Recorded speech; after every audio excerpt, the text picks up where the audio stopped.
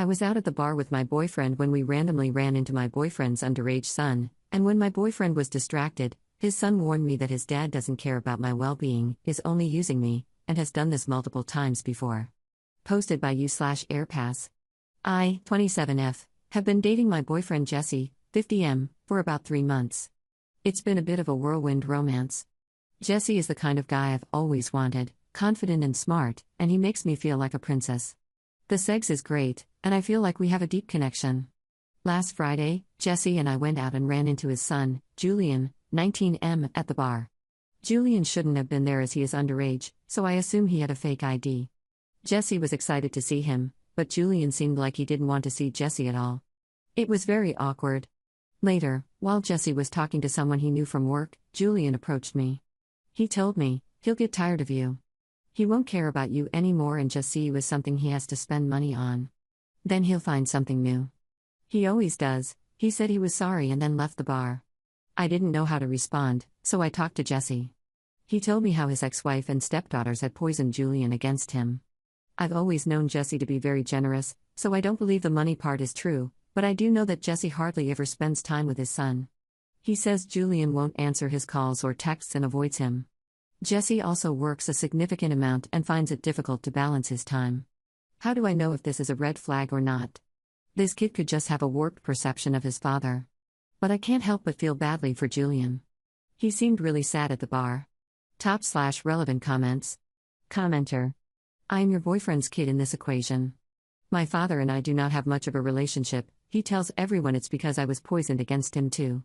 The truth is, my father is the type of person I cannot find one redeeming quality in, so I have nothing to do with him.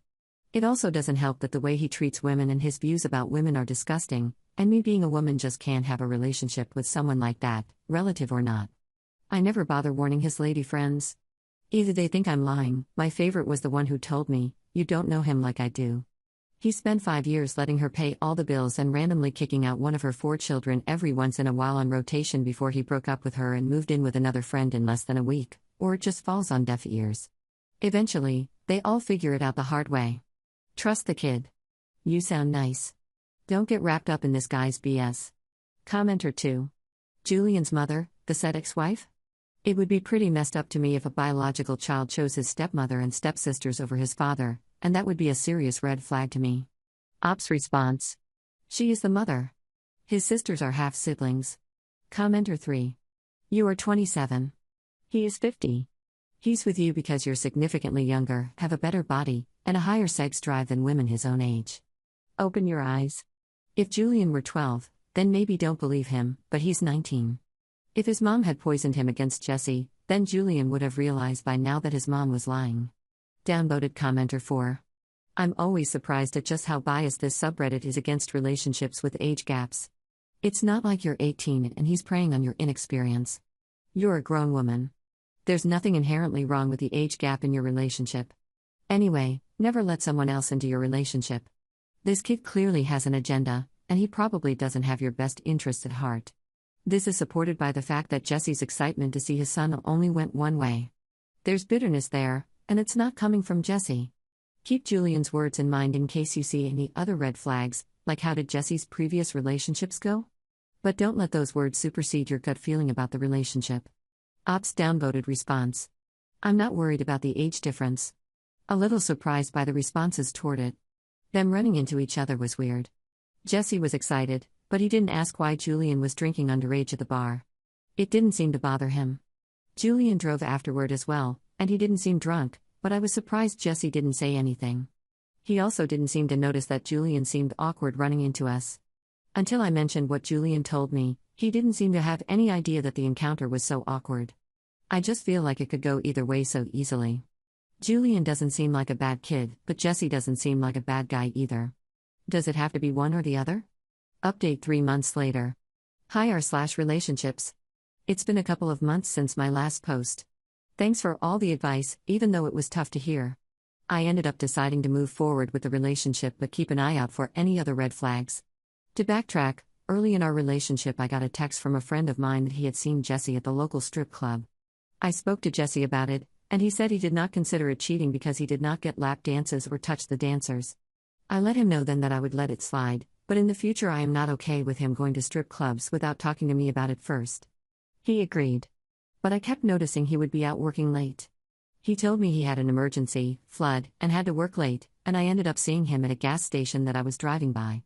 I stopped and talked to him, and he said he had just gotten off work, but he smelled like cigarettes and alcohol, and his clothes weren't dirty like they typically are when he works flood damages. I also noticed he was very protective of his work phone. He leaves his other cell phone out all the time, but once I asked to use his work phone to look something up, and he basically told me no and to go get my phone charging in the other room. It all just built up, so I snooped. I got up in the middle of the night when I was staying at his place and looked through both phones. On his work phone, I found texts to escorts and strippers. On his other cell, I found a ton of texts to his ex-wife, who he promised me he didn't talk to anymore unless it was about Julian. Apparently, she just started dating again a month ago, and he absolutely shredded her for it. He said some very cruel things, like you must have found a guy who loves fat asses if he'll be seen with you. She never replied, as far as I can tell. Looking at those texts, I knew that any future with Jesse was going to end like this. I also saw that he never messages Julian. What's worse, their text feed is Julian reaching out every couple of months and getting ignored. One text from a few months ago was Julian telling him that his band had a gig and asking if he would come. I remember that weekend. Jesse and I stayed in that night and had a bunch of segs. He never even mentioned his son had a show. I felt sick. I went online and bought 10 copies of his band's EP a few days later. In the end, I decided to just ghost him.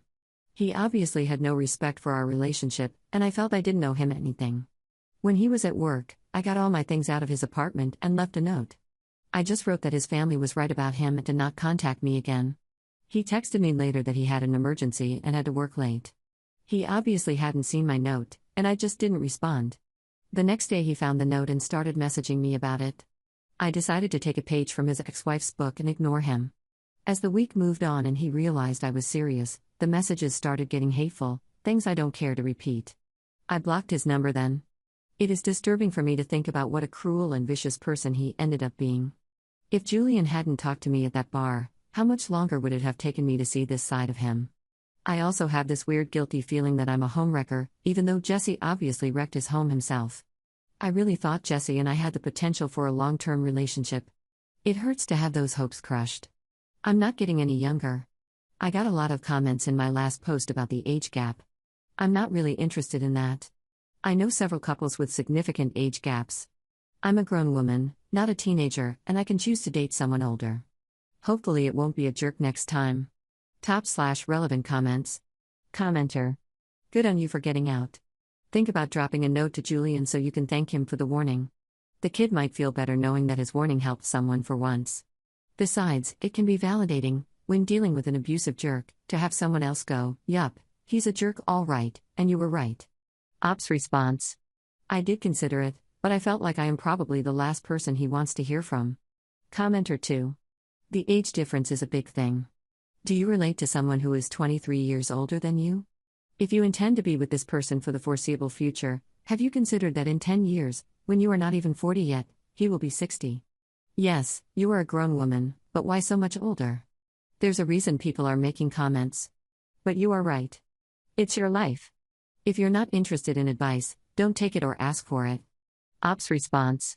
I obviously don't see myself with him in the future because I broke it off with him. Commenter 3. It's been 3 months, and the only thing we have in common is that I like him and the sex is great, but it's okay, we have a deep connection. Reader, one day he is going to marry me. Narrator, he's a cheater.